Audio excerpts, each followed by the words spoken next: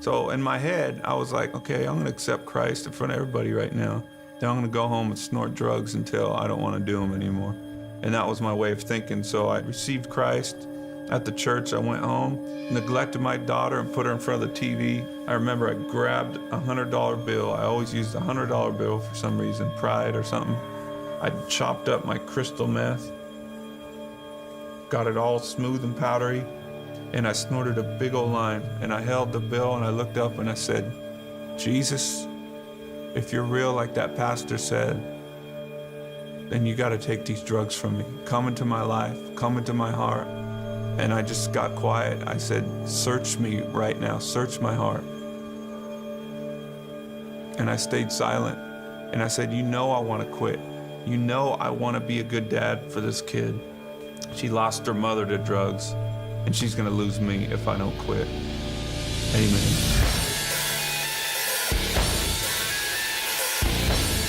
There's a high when you go on stage and you see all these people like just loving your music and loving you and stuff, and there's these girls and all these people going worshiping me. When you see all those people just going nuts for you, it's like, you know, it puffs you up inside. You're like, you know, I'm important.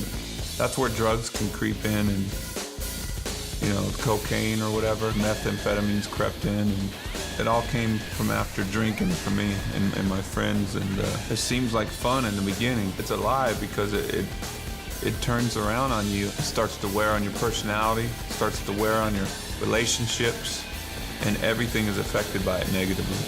Everything.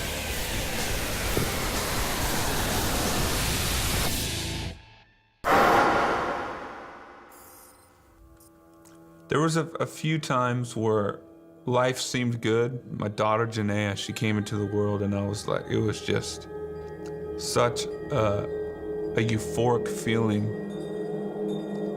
I thought my life could just feel like that forever, you know? It was like it was spiritual, just, I didn't know what was happening. I just felt so much love just fill my emotions. And I thought I was gonna be happy, but I just couldn't stay sober. I didn't know how. I hit rock bottom. I had swore that I would never do methamphetamines again because I saw what it did to my child's mother. It just took her feelings away and made her leave her kid. I just wanted her dead. I wanted to kill her. I thought she was a scum of the earth. And you know, how could she do drugs like that and let the drugs win her like that? So I never was gonna do meth again. I ended up with a everyday crippling addiction to methamphetamine, and everything that I said about my ex-wife came true for me. I sunk to the lowest gutter I could ever think of. I would spend time with my kid, and I would still be on it because I needed it to function. I'd get up in the morning, have a peanut butter and jelly sandwich and snort meth, and then take her to school or whatever. It was just, I was a junkie. I started losing my mind. This guy would show up at my house with like a gun and stuff. And then I ran out in Europe, had my drug dealer just crazy send me drugs through the mail. I'd be tweaked out in my hotel room watching this package come from the US. It's just nuts. My life just was like spinning out of control. Janaea had come out on one of the tours in the US. I just remember her skipping around the house. She's singing one of our Korn songs called Adidas. All day I dream about sex. And I'm like going, what am I doing? I'm a junkie. My daughter's singing All Day I Dream About Sex. And I'm gonna die.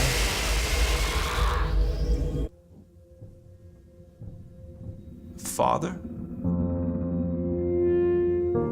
My real estate broker, Eric, he said, Brian, I don't mean to be weird with you. I hope you don't take this the wrong way, but I felt the scripture like jump out at me. I've never done this before, you know, so I don't really know how to do this, but I felt like this would mean something to you.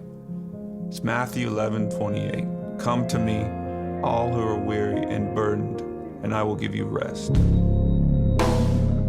I remember all tweaked out. I looked up in the dictionary, weary. I looked up burdened, and I pulled the scripture apart, and I was like, oh, I'm weary and burdened, and I need rest for my soul. And I didn't know if it was real, but they invited me to church a couple weeks later, and I had received Christ at the church. I went home, neglected my daughter, got it all smooth and powdery. Jesus, you got to take these drugs from me. Search me right now. Search my heart.